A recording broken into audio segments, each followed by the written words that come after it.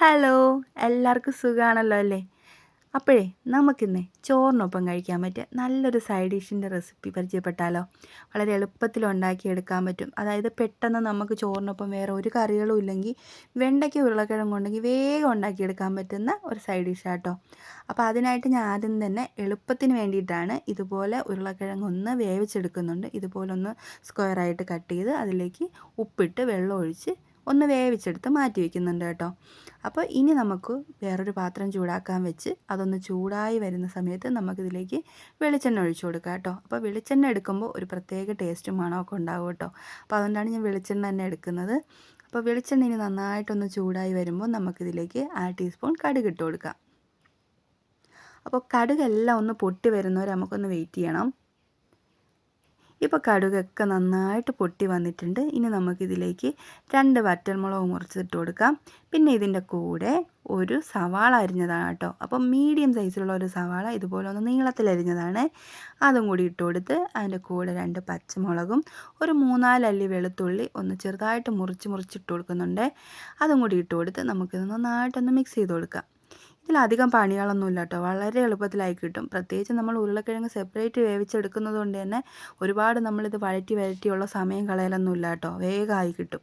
അപ്പോൾ അങ്ങനെ ചെയ്യുന്നത് ഭയങ്കര ഉപകാരമായിരിക്കും കേട്ടോ.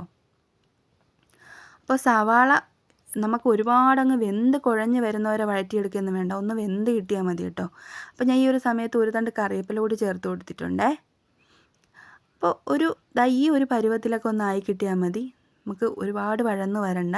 ഈ ഒരു പരുവാകുമ്പോൾ നമുക്കിതിലേക്ക് അരിഞ്ഞു വെച്ചിരിക്കുന്ന വെണ്ടയ്ക്ക ചേർത്ത് കൊടുക്കാം. ഞാനൊരു 10-12 വെണ്ടയ്ക്ക എടുത്തിട്ടുണ്ട് കേട്ടോ. അധികം വലുപ്പമില്ലാത്തതാണ്. അപ്പോൾ അതുകൊണ്ടാണ് ഒരു 10-12 എണ്ണമൊക്കെ വേണ്ടി വന്നത്. വലുതാണെന്നുണ്ടെങ്കിൽ ഒരു 8-10 എണ്ണമൊക്കെ മതിയാവും. നമുക്ക് എത്രത്തോളം വേണോ അതിനനുസരിച്ച് നമുക്ക് ചേർത്ത് കൊടുക്കാം കേട്ടോ. ഞാൻ ഈ ഉണ്ടാക്കുന്നതിൻ്റെ ഒരു അളവ് പറഞ്ഞു എന്നേ ഉള്ളൂ കേട്ടോ. അപ്പോൾ വെണ്ടയ്ക്ക ഇട്ട് കൊടുത്തിട്ട് നമുക്കിതൊന്ന് മിക്സ് ചെയ്ത് കൊടുക്കാം. ഈ വെണ്ടയ്ക്ക ഇതുപോലെ തന്നെ നമുക്ക് ഒരുപാടങ്ങ് വെന്ത് കുഴഞ്ഞു വരുന്നവരെ വേവിച്ചെടുക്കേണ്ട കാര്യമൊന്നുമില്ല കേട്ടോ. അതായത് നമ്മളെ വെണ്ടയ്ക്ക് ജസ്റ്റ് ഒന്ന് അതിൻ്റെ പച്ചമണമൊക്കെ ഒന്ന് മാറി ഒന്ന് വെന്ത് വന്നാൽ മതി. അതുവരെ നമുക്കിതൊന്ന് മിക്സ് ചെയ്ത് കൊടുത്തതിന് ശേഷം നമുക്ക് വേവിച്ച് വെച്ചിരിക്കുന്ന ഉരുളക്കിഴങ്ങ് ഇതിലേക്ക് ചേർത്ത് കൊടുക്കാവുന്നതാണ്. അപ്പോൾ വെണ്ടയ്ക്ക ഒന്ന് ചെറുതായിട്ട് വഴന്ന് വരുന്ന സമയത്ത് നമ്മൾ ഇതിലേക്ക് പാകത്തിനുള്ള ഉപ്പും കൂടി ചേർത്ത് കൊടുക്കാം. ഉപ്പ് ചേർത്ത് കൊടുക്കുമ്പോൾ പ്രത്യേകം ശ്രദ്ധിക്കണം കേട്ടോ. കാരണം ഞാൻ പറഞ്ഞു തരേണ്ട കാര്യമില്ല. നമ്മൾ ഉരുളക്കിഴങ്ങ് വേവിക്കുന്ന സമയത്ത് ഉപ്പിട്ടാണ് വേവിക്കുന്നതെന്നുണ്ടെങ്കിൽ ഉപ്പിട്ട് തന്നെ വേവിക്കണം കേട്ടോ. എന്നാലേ ആ ഒരു ടേസ്റ്റ് ഉണ്ടാവുള്ളൂ. ഉപ്പിട്ട് വേവിക്കുകയാണെങ്കിൽ നമ്മൾ ഇതിൽ ചേർത്ത് കൊടുക്കുമ്പോൾ അതിനനുസരിച്ച് വേണം ഉപ്പ് ചേർത്ത് കൊടുക്കാൻ. ഇപ്പോൾ നമ്മുടെ വെണ്ടയ്ക്ക ഏകദേശം ഒന്ന് വെന്ത് വന്നിട്ടുണ്ട്. നമുക്കിനി ഈ സമയത്ത് വേവിച്ച് വെച്ചിരിക്കുന്ന ഉരുളക്കിഴങ്ങ് ഇതിലേക്കങ്ങ് ചേർത്ത് കൊടുക്കാം. ഉരുളക്കിഴങ്ങ് ചേർത്ത് കൊടുത്ത് നന്നായിട്ടൊന്ന് മിക്സ് ചെയ്ത് കൊടുക്കുക കേട്ടോ. അപ്പോൾ ഇങ്ങനെ വേവിച്ചെടുത്ത് ഇതിൽ ചേർക്കുന്നതുകൊണ്ട് തന്നെ നമ്മളെ വെണ്ടയ്ക്ക ഒന്നും കുഴഞ്ഞു പോകത്തില്ല. നമ്മൾ ഒന്നിച്ചിട്ടൊക്കെ വേവിക്കുമ്പോൾ വെണ്ടയ്ക്ക ഒരുപാട് കുഴഞ്ഞ് പൊടിഞ്ഞ് എന്താ പറയുക, ഈ രീതിയിലിരിക്കത്തില്ല. വെണ്ടയ്ക്ക കുഴഞ്ഞ് എനിക്ക് പറഞ്ഞുതരാൻ അറിയില്ല. നിങ്ങൾക്ക് മനസ്സിലായെന്ന് വിചാരിക്കുന്നു കേട്ടോ. അപ്പോൾ ആ രീതിയിലാക്കി ഇങ്ങനെ ആക്കുന്നതായിരിക്കും നല്ലത്. അപ്പോൾ നമ്മൾ ഇതുവരെയും പൊടികളൊന്നും ചേർത്തിട്ടില്ലായിരുന്നു. അപ്പോൾ ഇനിയാണ് കേട്ടോ നമ്മൾ പൊടികളൊക്കെ ചേർത്ത് കൊടുക്കാൻ പോണത്. അപ്പോൾ നമ്മളിതിലേക്ക് ഒരു 1/4 ടീസ്പൂൺ മഞ്ഞൾപ്പൊടിയാണ് കേട്ടോ ചേർത്ത് കൊടുക്കുന്നത്. പിന്നെ അതിൻ്റെ കൂടെ തന്നെ എരിവിനാവശ്യത്തിനുള്ള മുളക് പൊടിയാണ്. ഞാനിവിടെ കാശ്മീരി മുളക് പൊടിയാണ് എടുക്കുന്നത്. അപ്പോൾ അതുകൊണ്ട് തന്നെ 1.5 ടീസ്പൂൺ കാശ്മീരി മുളക് പൊടി ചേർത്ത് കൊടുക്കുന്നുണ്ട്. എരിവുള്ള മുളക് പൊടിയാണ് ചേർത്ത് കൊടുക്കുന്നതെങ്കിൽ നിങ്ങൾക്ക് എരിവിനനുസരിച്ച് ചേർത്ത് കൊടുക്കാം. എരിവ് കുറച്ച് മതിയെന്നുണ്ടെങ്കിൽ ഒരു 3/4 ടീസ്പൂണൊക്കെ മതിയാവും കേട്ടോ. അപ്പോൾ അതിൽ കൂടുതൽ വേണമെങ്കിൽ 1 ടീസ്പൂണൊക്കെ ചേർത്ത് കൊടുക്കാം. പിന്നെ അതിൻ്റെ കൂടെ തന്നെ ഞാൻ ഒരു 3/4 ടീസ്പൂൺ മല്ലിപ്പൊടി ചേർത്ത് കൊടുക്കുന്നുണ്ട്.